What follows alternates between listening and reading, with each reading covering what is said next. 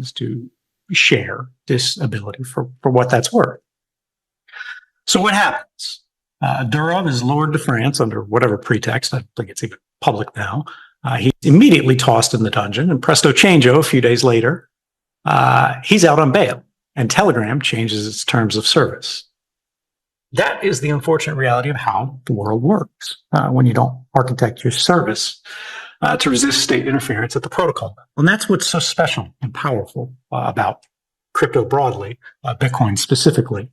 But, it's that kind of mentality where you design against the worst possible case to avoid the inevitable. Now, in Durov's case, I hope he gets out. And once he's in a free place, he genuinely fixes the design problem that put him in the hot seat in the first place by creating a service that does not put too much power and data in vulnerable human hands. You have to design your app so that there will never be a head that the state can point a gun at, or they will do it. But the real lesson here, why it's so important, is not about Durov. It's not about Telegram. It's about us. We are all entering a new phase of history where what we considered the more enlightened collection of states globally, ones that had embraced the classically liberal ideal, and I want to clarify here, and now we're in the moment where we're waiting to see what's going to happen next. So it seems to me that the fight over Telegram, and even the EU's new chat control proposal, which if you haven't heard of it, you very much need to go and look out for it, because the EU is trying to push it again, force it through in the next few weeks.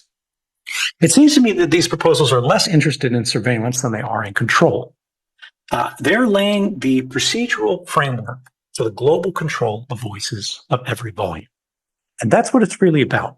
It's not that they're worried about some secret conversation. It's not that they're trying to shake down Durov for the keys to some conversation. It's that they see people talking in ways that they don't like, ways that they consider to be misinformation, ways that they consider to be disinformation, ways that they consider to be socially harmful, that they consider to be structurally undesirable, and they want to silence it. And that is dangerous. That's the point of no return. We lose that, there's no coming back. Which brings us to modernity and all the ways that it's changing around us. This was not the sort of talk I expected to have when I woke up yesterday, which I spent much of the day reading about Israel's unprecedented campaign of what by all of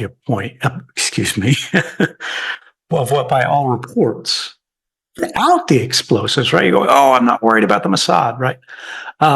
The batteries in your phone, in your laptop, in your electric car, they hold tremendous amounts of embodied energy.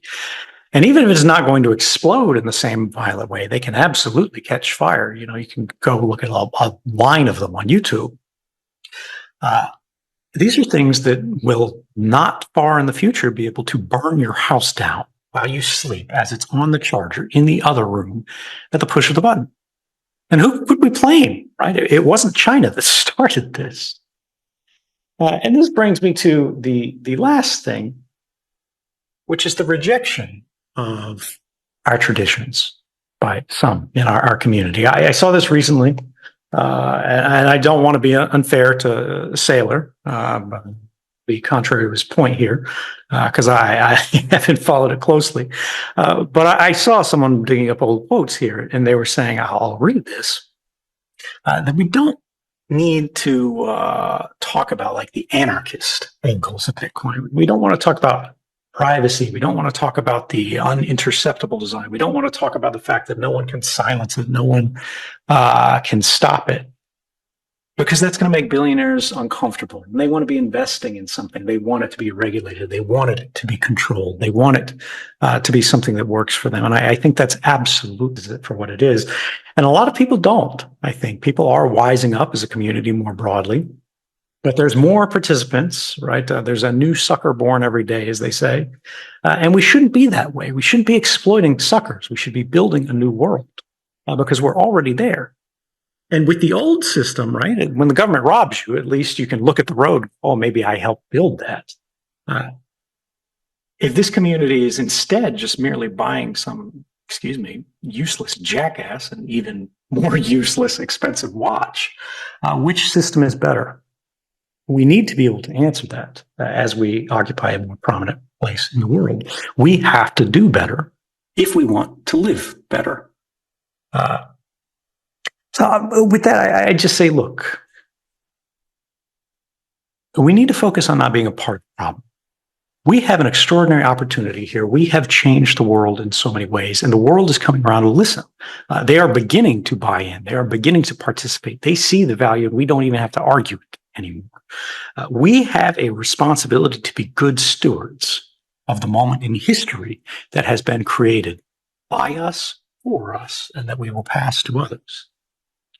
And this is to say, when you look at everything happening, when you look at the desperation for a new control over speech, when you look at the rise of these new disruptive tech, specifically, I can say, look, I've seen a lot of good protocols. I've seen a lot of calcified protocols.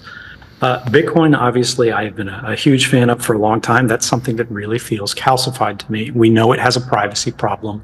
I've been saying this every year at every one of these conferences for the last 10 years. It still hasn't been fixed. They're frankly not even trying to fix it. People are like, oh, lightning. It doesn't work. It doesn't fix the problem. It's not correct. It's not a solution. We have seen a lot of application of zero knowledge things that are useful. We've seen cross-chain bridges that have really become useful and exciting, but they don't answer that privacy aspect. I think the privacy aspect is the most important problem facing crypto today, because again, we're talking about billionaires, we're talking about big money, we're talking about the states. If you guys don't fix the privacy problem, you are going to be facing the Durov problem.